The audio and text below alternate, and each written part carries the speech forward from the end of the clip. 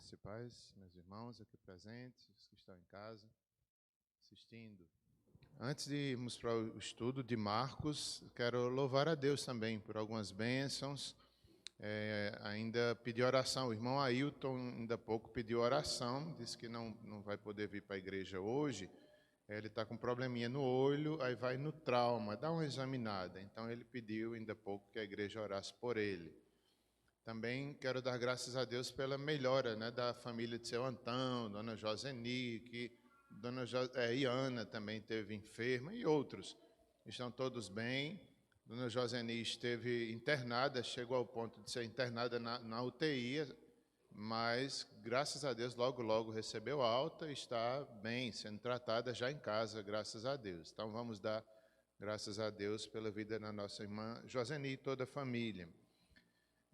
Quero também louvar a Deus, né? Estou fazendo o curso do André Jump, ligado ao Mackenzie, um curso de teologia aplicada. Estou na primeira disciplina, serão 8. Então, eu estou terminando, não sei se vou conseguir, mas até agora estou com bom êxito, me esforçando, e termina agora no final desse mês, e já inicia outra, em março. Eu estou pagando Cosmovisão Cristã com o pastor Felipe Fontes, que inclusive está aí em Campina Grande, não é esses dias. Estarei pagando a próxima disciplina, vai ser Ética Cristã. Então tem sido muito importante. Tomara que eu consiga dar conta até o final do ano, mas tem sido um privilégio, uma bênção. Sim, aí ganhei uma bolsa, né, do André Jump, eu pleiteei, e eu não sei se vai ser, quanto vai ser, eu acho que é 50%, eles não disseram claramente, mas me informaram que o meu pedido foi aceito de ganhar uma bolsa. Normalmente é 50%, eu acho que não passa disso, mas já é uma grande bênção. Então, compartilho com vocês e peço oração. Meus irmãos, vamos abrir a palavra de Deus em Marcos, capítulo 14, versos de 1 a 31, nós vamos ler. Eu não sei se a gente vai dar conta de todos esses versículos, nem desejo, assim, fazer um estudo exaustivo. Nós já caminhamos para o final de Marcos.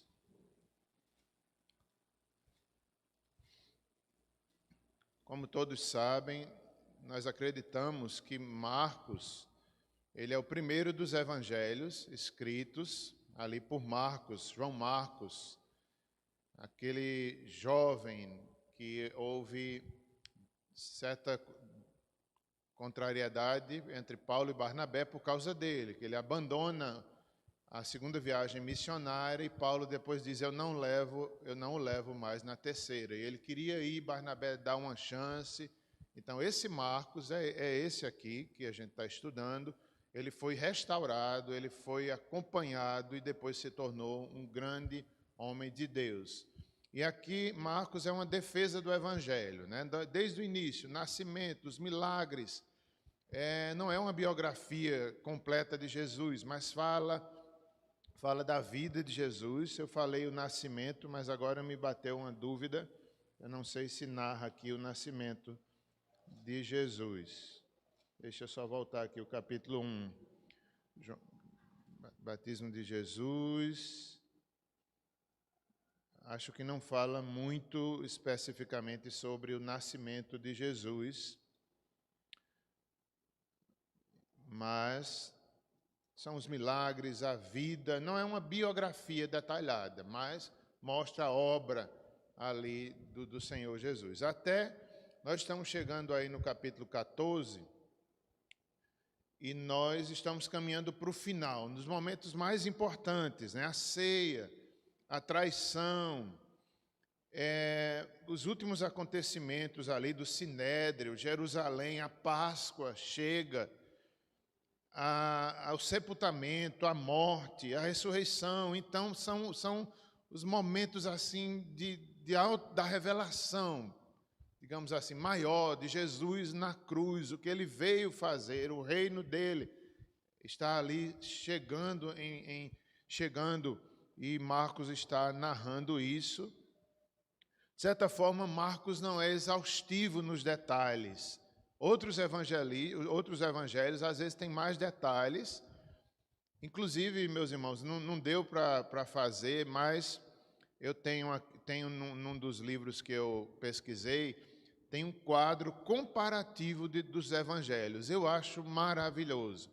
Ele traz os assuntos principais e faz uma comparação do que tem em Marcos, do que se repete em Lucas, em Mateus, e assim você tem uma visão incrível, né, dos evangelhos. E esses últimos capítulos, 14, 15 e 16, eles se repetem, né, em Lucas, em Mateus, incrivelmente. Então, claro que muda a extensão, muda o capítulo, lógico, mas há uma grande bênção, um testemunho ali de 3 ou 4 evangelistas sobre o evangelho de Jesus Cristo. Quando a gente olha para Apocalipse, a gente vê que é também a mesma coisa, é o evangelho, o mesmo evangelho sendo apresentado através de outra linguagem, a linguagem apocalíptica, que era comum na época. Então, esse é o evangelho que nós cremos, testemunhado pelos apóstolos, seja João na ilha de Patmos, seja Marcos, seja Lucas, seja Mateus e João, também o mesmo João, que fez Apocalipse, também narrou o Evangelho de João e as 3 cartas também. Então, vamos fazer essa leitura, capítulo 14 até o verso 31. O plano para tirar a vida de Jesus. Dali a 2 dias era a Páscoa e a festa dos pães asmos, e os principais sacerdotes e os escribas procuravam como o prenderiam à traição e o matariam. Pois diziam, não durante essa festa, para que não haja tumulto entre o povo. Estando ele em Betânia, reclinado à mesa, em casa de Simão, o leproso, veio uma mulher trazendo um vaso de alabastro, com um preciosíssimo perfume de nardo puro, e quebrando o alabastro, derramou o bálsamo sobre a cabeça de Jesus.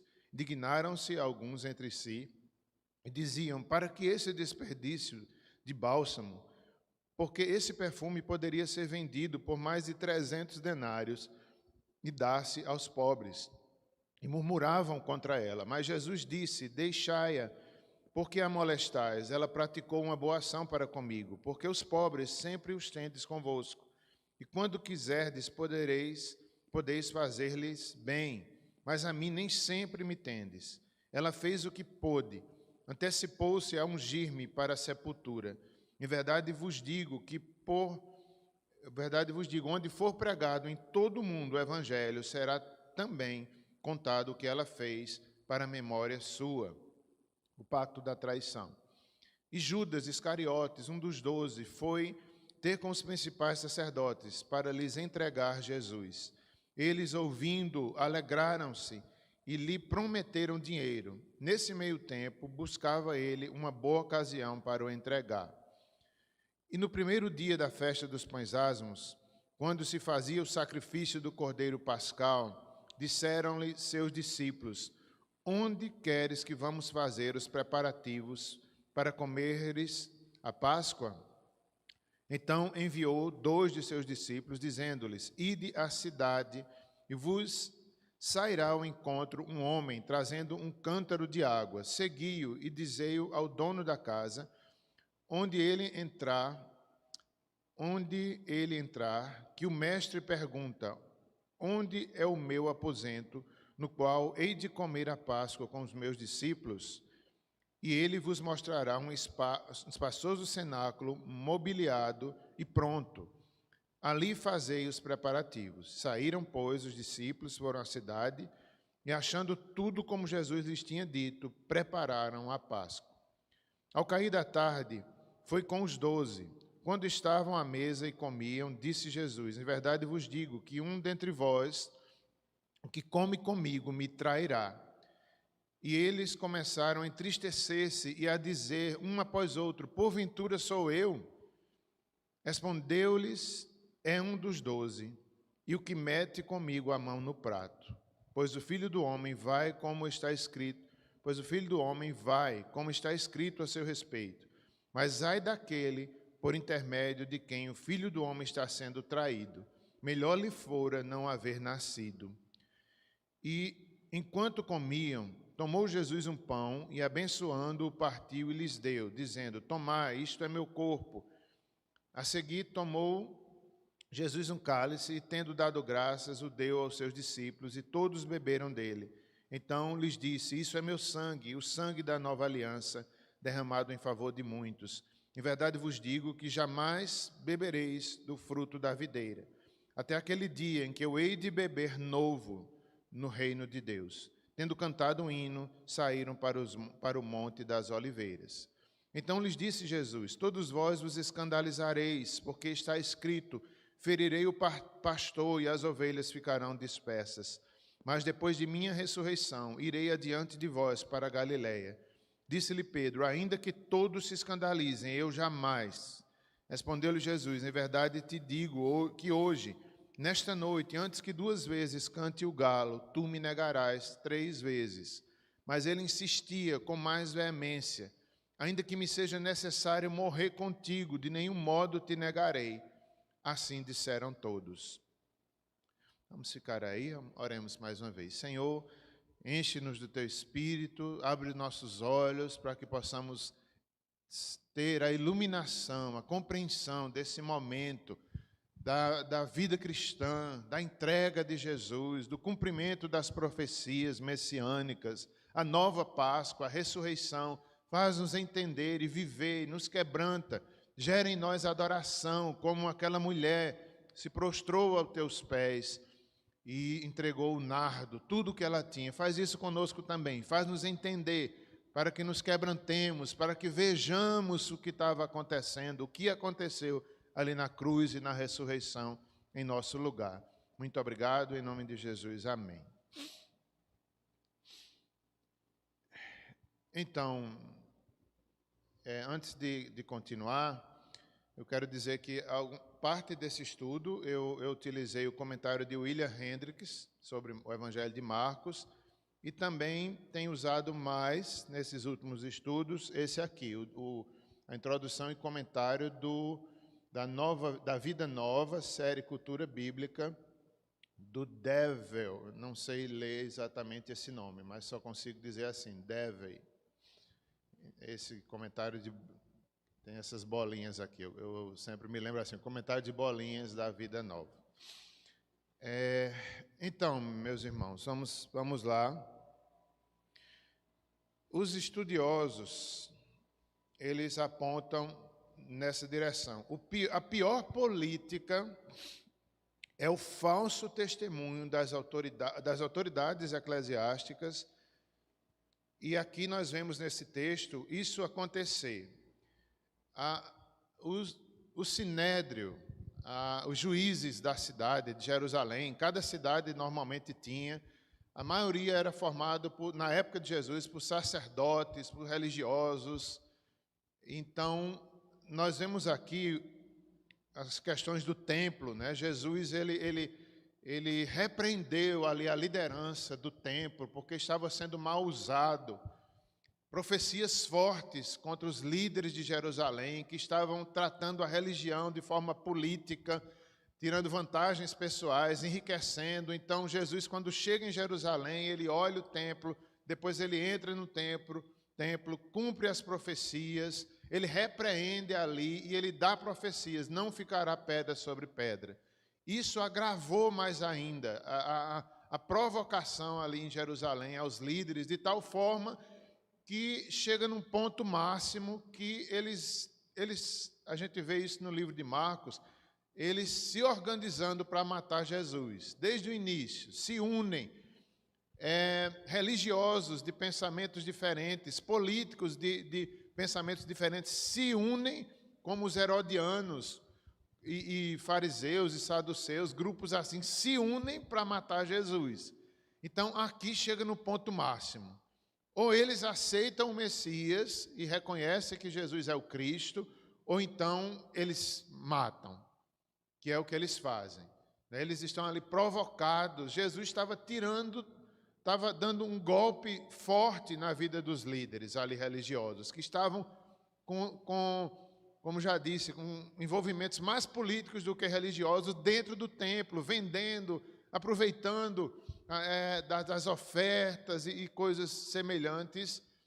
E assim chega nesse ponto máximo que eles ou aceitam Jesus como Messias ou então teria que eliminá-lo de alguma forma. E é impressionante porque são os líderes da igreja mentindo. É a política mais suja que tem.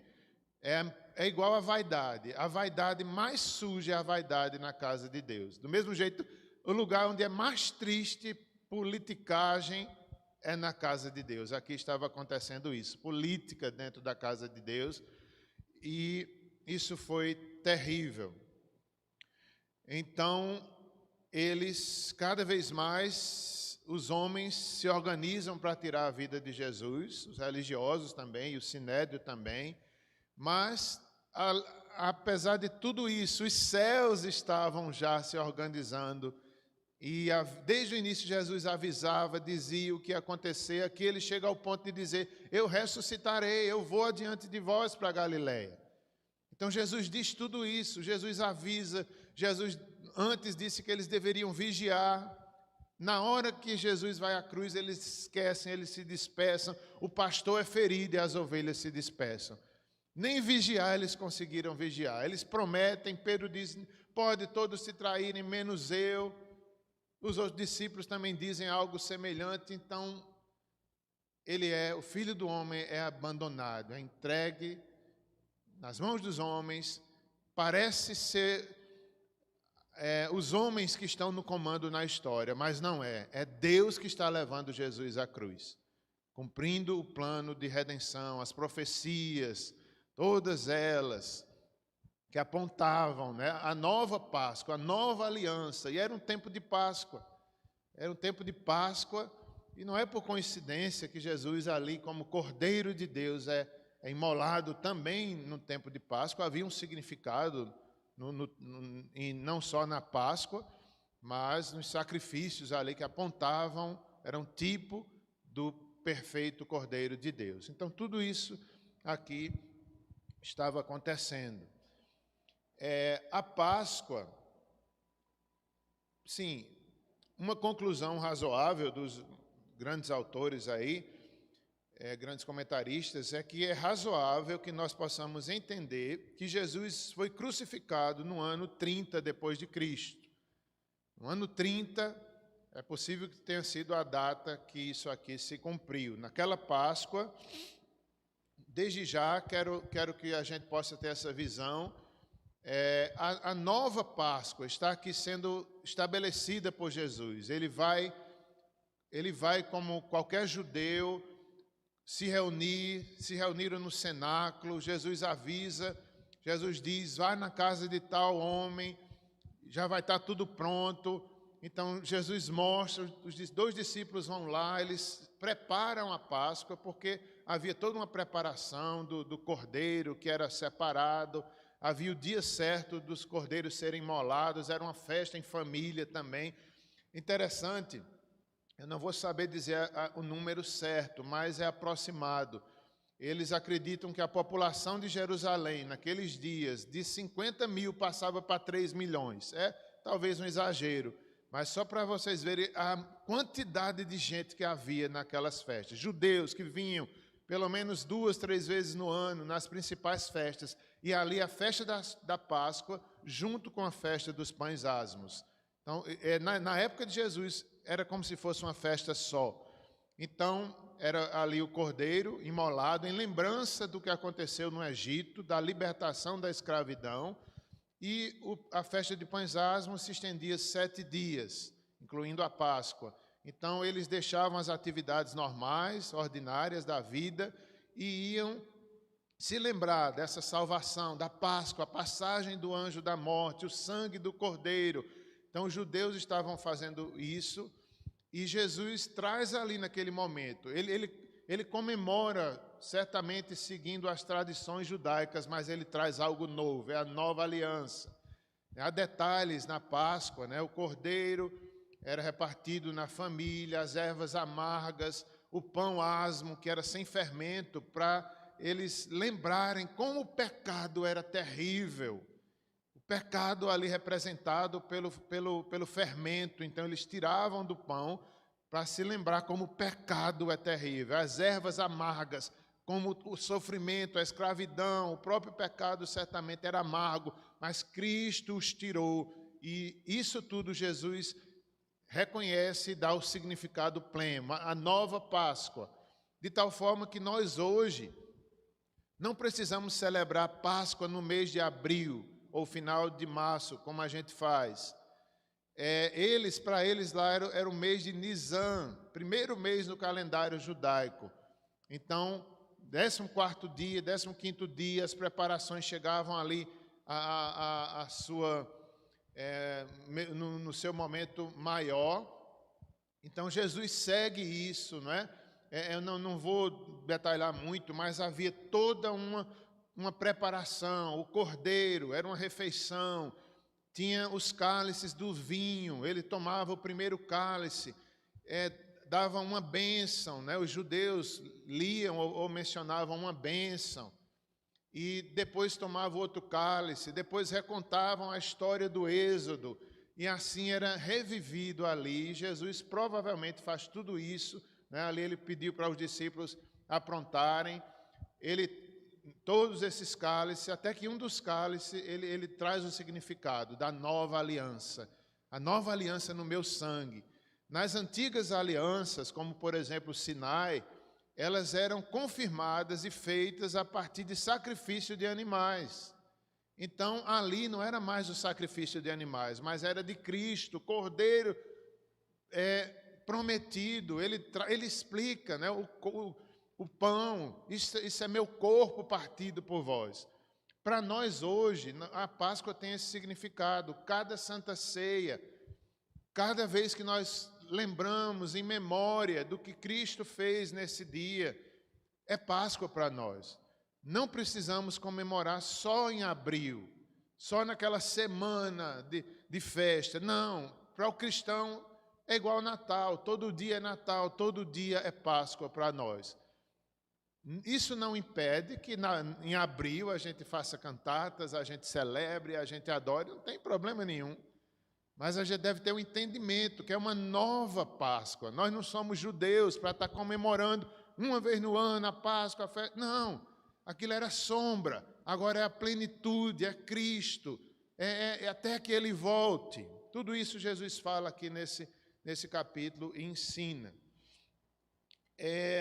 Então, quando o 14º dia do mês de Nisan caiu numa quinta-feira, mas Jesus é morto na sexta.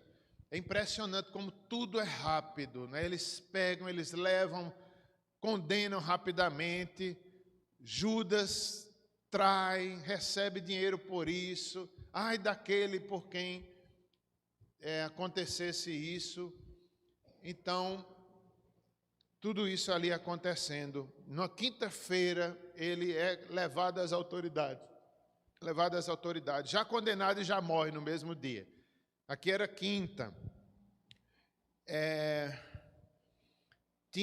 O que era que tinha naquelas festas? Tinha toque de trombetas, sacrifícios, celebrações, suspensão dos negócios ordinários e, às vezes, fogos também. Celebravam a libertação da escravidão. O 10º dia do mês de Nisan, o Cordeiro Pascal era escolhido. A matança do Cordeiro no 14º dia. Durante a noite da quinta-feira para a sexta, Jesus foi preso. Isso é importante a gente lembrar, porque como nós lemos no texto aqui, os judeus tinham medo de matar Jesus durante a Páscoa, de prendê-lo, porque Jesus era admirado pelas multidões, né? Gente já se reconhecia a sua fama, muitos já se convertiam. Então os judeus tinham medo de haver uma revolta coletiva ou alguma coisa assim. Então ele chega ao ponto de dizer que era melhor, diz o verso 2, não durante a festa, para que não haja tumulto entre o povo.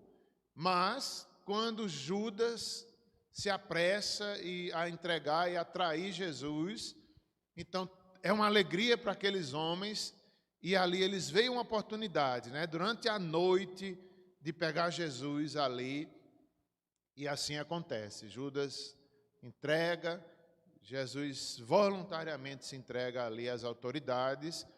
À noite não há tumulto público, então as profecias se cumprem. Na noite da quinta para a sexta-feira. O início da manhã da sexta-feira, todo o sinédrio entrou em conselho contra Jesus para o matarem. Meus irmãos, isso é incrível, não é? O mundo mata os profetas, o mundo matou o Filho de Deus. Isso é incrível, a maldade humana. Eu não sei se vocês assistiram a palavra nessa semana na Consciência Cristã, do pastor Renato Vargens. Eu assisti, gostei muito, assisti em casa. E ele ali detalhando a crucificação, a maldade, o tipo de morte, crucificação, ele era de propósito para que houvesse sofrimento. Poderiam matar por afogamento, por estrangulamento, uma morte mais rápida, mas eles queriam que sofresse mesmo, o Império Romano.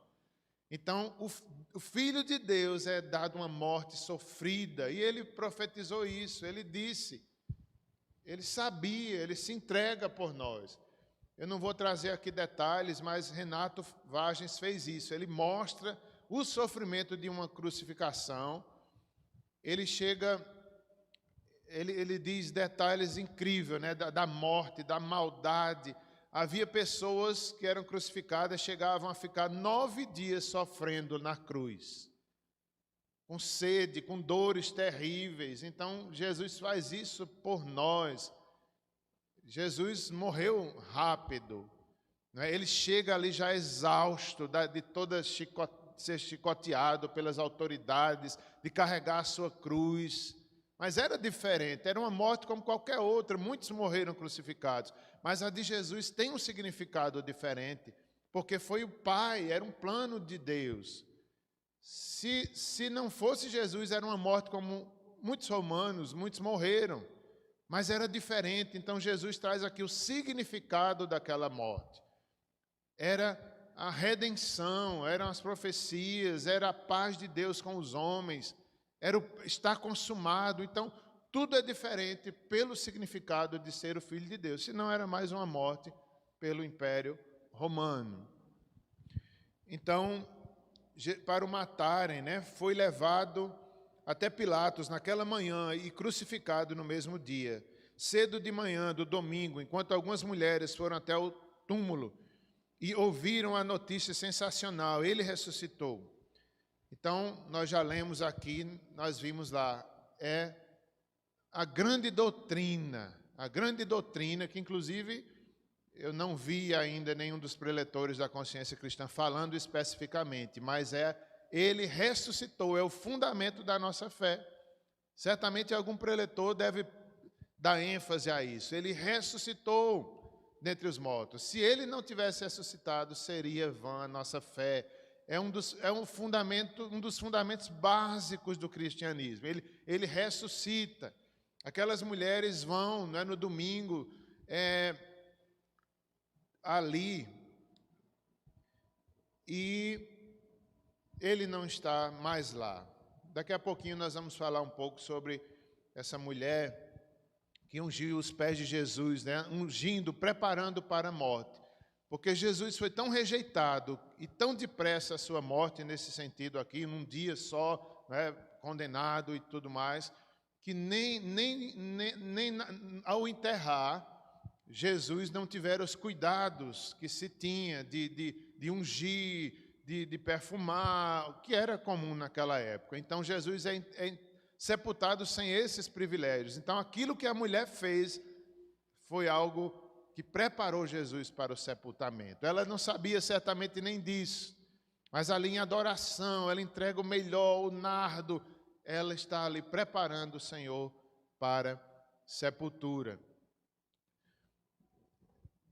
Então, o dia continuando. O dia que o sacrifício do cordeiro era seguido pela festa dos pães asmos, que prolongava-se durante 7 dias. Do 7º, 5º dia ao 21º dia. Algumas vezes o tema Páscoa, inclui as duas festas juntas, como era nessa época aqui de Jesus. Jesus prepara-se para a morte e acusações falsas sobre Jesus são feitas pelos religiosos. Como já disse, meus irmãos, isso aqui é uma das principais lições. É quando os religiosos usam a falsidade, usaram com Jesus a traição e a falsidade. Isso aqui é uma grande exortação para os pastores, para os presbíteros, para tratarem as coisas na casa de Deus com honestidade, com fidelidade. Porque faltou aqueles líderes religiosos. Eles usaram da política falsa, de mentiras, de acusações, os líderes religiosos chegar a esse ponto. Então, isso é muito triste. Vamos agora falar um pouco, eu não quero me demorar muito. Talvez a gente termine mais cedo hoje. Mas vamos agora para versículo 3 a 9, quando essa mulher ungiu em Betânia, ali. Como já vimos na história, Jesus estava ali na casa de Simão, leproso, certamente era alguém que tinha lepra e fora curado, senão ele não estava ali dando uma festa, porque os leprosos eram colocados num lugar específico, longe da sociedade, discriminados. Então aqui não, ele certamente foi um dos leprosos que foi alcançado pela graça salvífica e também uma cura da lepra. Certamente ele foi abençoado com isso. Então vem essa mulher, trazendo um vaso de alabastro, precioso perfume de nardo, e ali ela derramou o bálsamo sobre a cabeça de Jesus. O bálsamo sobre a cabeça de Jesus. E é isso, Não sabemos detalhes por que ela fez isso, mas ela derrama ali, ungindo, preparando para o sepultamento de forma antecipada, demonstrando amor, era adoração, era entrega do seu melhor. Alguns estudiosos dizem que acredita-se que era uma herança familiar, que talvez um presente que ela recebeu da mãe dela, então guardava ali algo caro, algo precioso, e ela quebra e ela derrama sobre a cabeça de Jesus, em adoração. A essência desse texto aqui é adoração, é a nossa resposta, é como dizem os estudiosos, ela entrega ali o seu melhor para aquele que logo entregaria a sua vida por ela. Veja como isso é bonito. Ela entrega o melhor, a adoração, para aquele que daria muito mais a ela, a sua própria vida. Isso é também aproveitando o tema da consciência cristã, isso também é um fundamento da nossa fé. Adoração, aquela mulher ali estava simbolizando o que nós devemos fazer, adorar, entregar o melhor que nós temos. Ele deu o melhor, Jesus deu o melhor, nós devemos dar o melhor por Ele. Adoração, meus irmãos, em resumo, tudo é adoração, tudo é louvor, tudo que fazemos, a igreja, a nossa vida, é uma resposta ao que Cristo fez ali no Calvário. Será que nós temos dado o melhor que nós temos para Ele? Ele é digno. Adoração é relacionamento, é amor a Deus, é gratidão, é entendimento do que estava acontecendo aqui, é a resposta nossa, nós nascemos para adorar. É um elogio, é um reconhecimento, Deus tem razão, Ele cumpriu, Ele foi fiel e agora eu dou o meu melhor.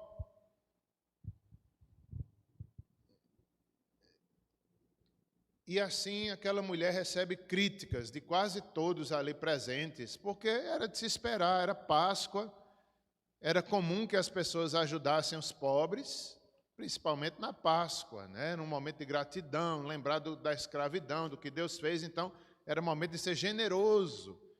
Então, houve uma crítica muito pesada, de certa forma, uma certa razão, é um desperdício o que ela está fazendo, porque não dá para os pobres. Mas aí Jesus a defende.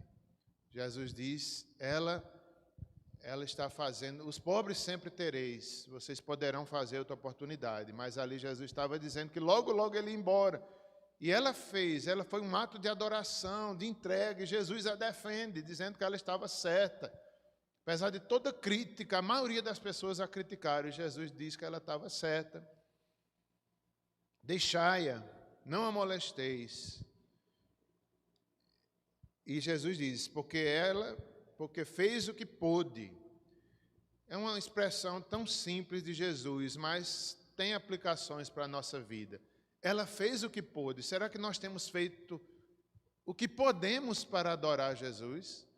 Será que nós temos feito o que podemos, às vezes indo além das nossas forças, como alguns textos da Bíblia nos levam a isso, né? Resistir o pecado até o sangue. Alguns cristãos passam por isso, tem que adorar ali no sangue, resistir. A gente não sabe talvez o que é isso, né? Mas nos chama a atenção. Ela fez o que pôde. Será que nós temos feito o que podemos para a expansão no reino de Deus, para a adoração, ou nós somos tímidos na entrega, na vida que temos dado a Deus? Eu, às vezes, particularmente, fico pensando, eu digo, Senhor, eu queria viver de uma forma a minha vida cristã, que eu te dê o máximo que eu possa. Eu não sei se eu vou conseguir. Talvez Pedro prometeu isso aqui. Senhor, todos podem te abandonar. Era o máximo que Pedro queria dar. Não cumpriu nada, né? Eu vou fazer ainda que os outros te abandonem. Eu sou disposto a morrer. Não fez nada do que prometeu. Então, é isso. Será que nós temos feito tudo o que podemos? Tudo o que podemos. Essa mulher fez o que pôde, né? Em verdade eu vos digo, por onde for pregado todo mundo o evangelho, será também contado o que ela fez para a memória sua. No verso 9, é interessante que Jesus ele vê lá na frente a igreja. Jesus ali sabia a dor que ia passar, sabia da ressurreição. Ele disse, eu ressuscitarei, eu encontrarei vocês. Aí aqui Jesus, ele olha lá na frente, o evangelho sendo pregado entre as nações, entre o povo daquela época, entre nós hoje. E ele disse, onde for pregado o evangelho, lembrarão do que ela fez. Veja como Jesus, né, tinha a visão da igreja lá na frente, nós, o povo dele.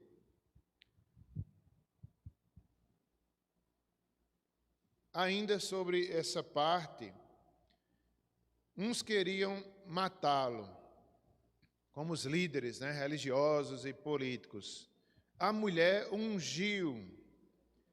Então, como diz alguns autores, isso aqui é uma pergunta para nós. E nós? O que faremos? A mulher ungiu, entrega o seu melhor, o nardo, o perfume precioso, um ano de trabalho. Os líderes religiosos matam Jesus. A multidão, alguns admiravam, outros rejeitavam. Então a pergunta para nós é, e nós? O que faremos? Daremos o melhor, como a mulher deu o melhor, ou negaremos? Pedro nega, e nós o que faremos? Essa é uma lição.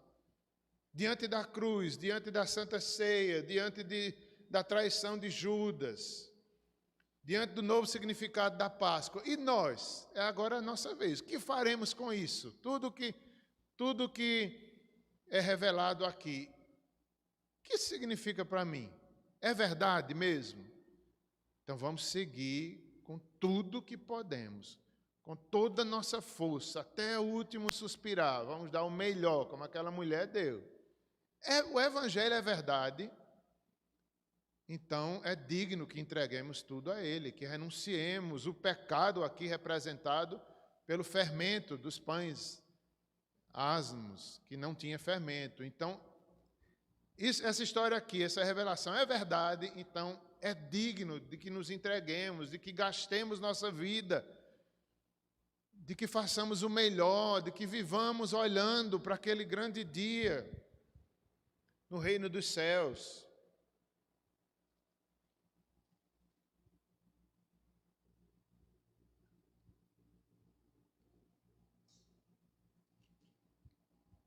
Ainda sobre esses versos 3 a 9. O anfitrião é Simão, leproso. Né? Na casa dele que aconteceu essa cena que a mulher entra lá.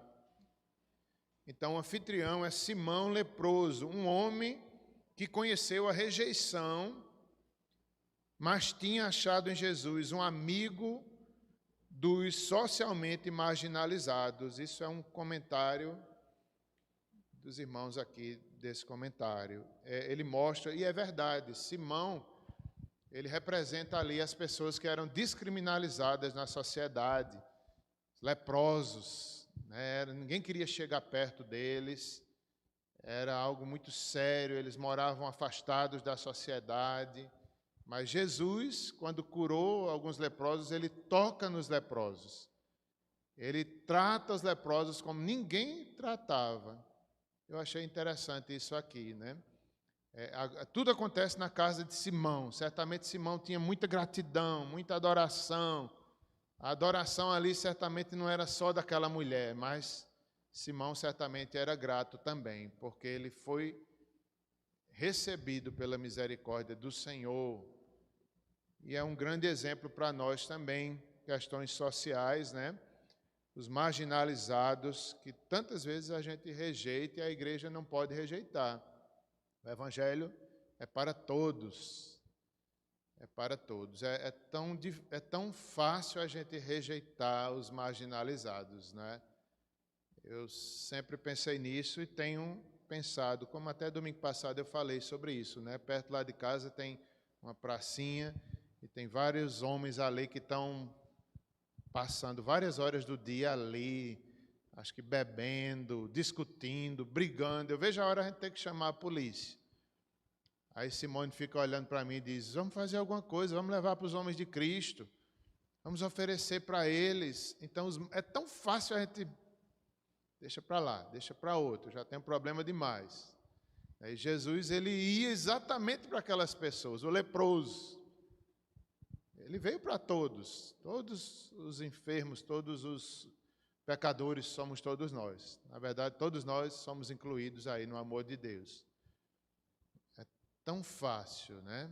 A gente esquecer, como agora eu já disse na igreja também, né? Tem uma parente nossa que está sofrendo e reapareceu nesses dias, aí está lá com a perna infeccionada, e não tem outros parentes, e a gente está tentando dar uma ajuda. Como é fácil a gente, nessa hora, olhar e dizer, agora que ela vem buscar ajuda? Porque estava distante da família. Agora, por que eu vou me sacrificar por uma pessoa dessa?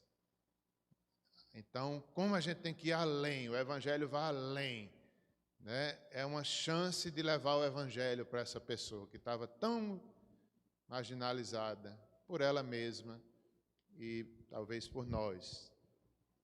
Apenas algumas aplicações também aqui sobre o leproso. Ela derrama seu caro perfume. Ajudar os pobres era natural, especialmente na Páscoa, como já disse, talvez uma herança familiar dela, ato de devoção amorosa para com seu Senhor. Ela dá o melhor que tem a Ele que está a ponto de dar sua vida por ela. Ungir a cabeça era uma cortesia comum daquela época. A ação dela serviu como preparação para o seu sepultamento, porque Jesus sabia que logo morreria por não violar, por não sei o que escrevi aqui, mas ele seria sepultado sem a cerimônia, sem o cerimonial normal naquela época, sem cerimonial algum, e também sem ser ungido. Jesus vê além do seu sepultamento e ressurreição. O nardo era um óleo aromático extraído de uma raiz nativa da Índia e era usado também para ungir mortos, o salário de um ano. Vamos agora para os versos 10 e 11. O pacto da traição.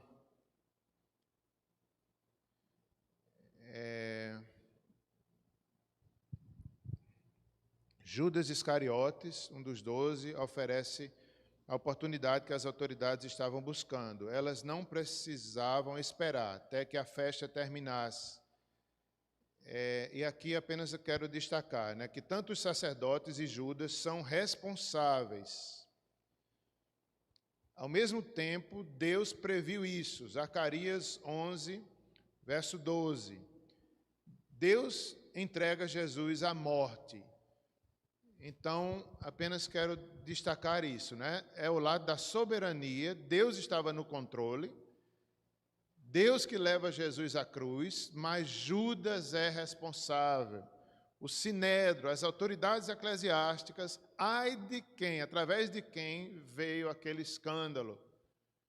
Isso é um mistério, Deus, ele é santo, ele é justo, toda a sabedoria está nele, então Deus sabe quem é culpado e ele não deixa o culpado por inocente. Então Judas é culpado. Os líderes religiosos naquela época são culpados. Jerusalém recebe lá profecias duras, seriam cortados da videira, porque não se arrependeram. A consequência disso o evangelho seria estendido às outras nações, porque não houve um arrependimento ali sincero. Isso aqui também é importante a gente meditar, Nós somos responsáveis pelo nosso pecado. Nós devemos ter arrependimentos sinceros. Era algo que havia profecias sobre isso, mas Judas foi culpado. Era melhor não ter nascido, como diz aqui. Ai daqueles por quem vêm os escândalos. E é impressionante quando mais adiante Jesus vai dizer, o traidor está aqui à mesa. Os discípulos, eles ficam como quem diz assim, será que sou eu? Todos os que estavam ali tomam para si, como que diz, será que sou eu que vou trair Jesus? Aí Jesus não diz quem é, mas diz que está ali no meio. E impressionante, eu chamo de cinismo provocado pelo pecado. Judas fica ali como se não tivesse acontecendo nada. Ele fica, participa e está ali, olha, eu já ia dizer bem tranquilo. Eu não sei se ele estava tranquilo, Mas isso é um efeito do pecado e da rebeldia. A gente, vamos dizer a gente fica cínico. A gente fica, parece que não está acontecendo nada. Isso aconteceu, algo semelhante com Davi. Quando Davi peca, ele nega, ele acusa outros, ele parece que nem pecou, fica obstinado, se afasta de Deus, perde a alegria da salvação, mas com aparência ali, parece que não fez nada. Às vezes a gente fica do mesmo jeito. Quando a gente peca, a gente fica assim, fica cego, a consciência cauterizada, está longe de Deus, está longe do Evangelho, e parece estar na maior bênção do mundo, Na igreja, tudo está bem, mas não está. Não está bem. Eu chamaria de cinismo, provocado pela rebelião, pelo pecado. O pecador é assim, obstinado, orgulhoso. Judas, como é que Judas consegue? Meu Deus, eu não sei. Diante de Jesus, Jesus diz, o traidor está aqui, e ele dissimula, participa. Os outros ficam, será que sou eu? Ai, meu Deus, ai de mim. E ele não diz que ele se questionou, Os outros ficaram temendo. Não, será? Não acredito que eu vou fazer isso. Mas é uma atitude interessante desses outros, né? A gente deve sempre olhar assim, será que eu sou capaz de trair Jesus, como Pedro fez? Será eu? Será que qual é a minha atitude diante da cruz, diante da Santa Ceia? É de entregar o melhor como aquela mulher ou é de dissimular, de mentir? O que é que eu tenho? O que é que eu faria ali? Diante de Jesus, ele dissimular, meu Deus. Versos 12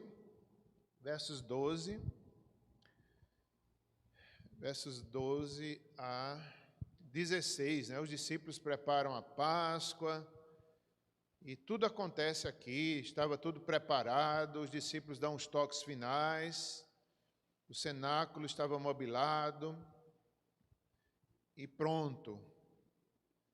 E é isso, né? Jesus cumpre ali e ensina a nova Páscoa.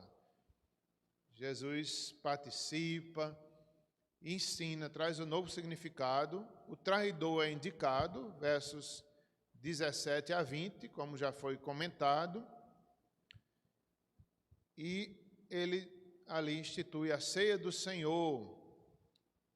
Verso 22, tomar isto é meu corpo, dado graças, todos beberam, isto é meu sangue, a nova aliança.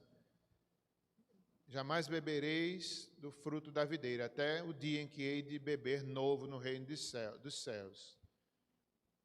Então é isso, meus irmãos. Já estou caminhando para o final, não vou me estender muito. É a nova Páscoa, como já foi explicado, né? Jesus traz um novo significado. Eu não sei se vocês já tiveram a oportunidade. Uma vez eu tive uma oportunidade, aqui mesmo em Campina Grande, havia uma igreja, a Igreja Brasil para Cristo.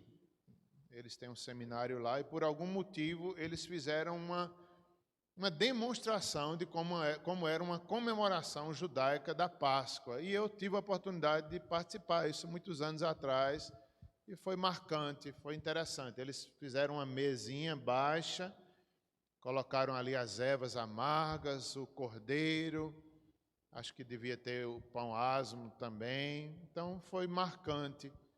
A gente não precisa estar fazendo isso. Jesus fez ali como judeu, mas Jesus traz algo superior. Este é o pão, este é meu corpo, o cálice, a nova aliança. Então Jesus é superior a Moisés, Jesus é Deus, ele podia fazer isso. E assim nós devemos fazer até que ele venha. Eu vou parar por aqui mesmo. Verso 27 e diante, a gente continua, se Deus quiser, na semana que vem.